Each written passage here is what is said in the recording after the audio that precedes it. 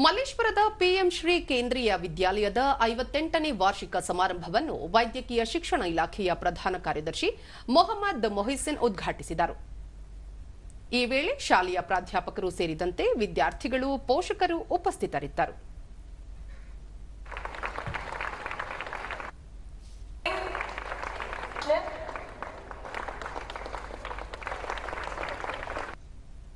ಬಳಿಕ ಮೊಹಮ್ಮದ್ ಮೊಹಿಸಿನ್ ಕೇಂದ್ರೀಯ ವಿದ್ಯಾಲಯಗಳು ಗುಣಮಟ್ಟದ ಶಿಕ್ಷಣವನ್ನು ನೀಡುವಲ್ಲಿ ಮಹತ್ವದ ಪಾತ್ರ ವಹಿಸುತ್ತಿವೆ. ಶಿಕ್ಷಣದ ಜೊತೆಗೆ ಮಕ್ಕಳಲ್ಲಿ ವಿಭಿನ್ನ ಅಭಿರುಚಿಗಳನ್ನು ಬೆಳೆಸಿಕೊಂಡು ಬರಲಾಗುತ್ತಿದೆ. ಕಲೆ, ಸಾಹಿತ್ಯ, ಸಂಸ್ಕೃತಿ ಪರಿಚಯಿಸುವ ಕಾರ್ಯ ನಡೆಯುತ್ತಿದೆ ಎಂದು ತಿಳಿಸಿದರು.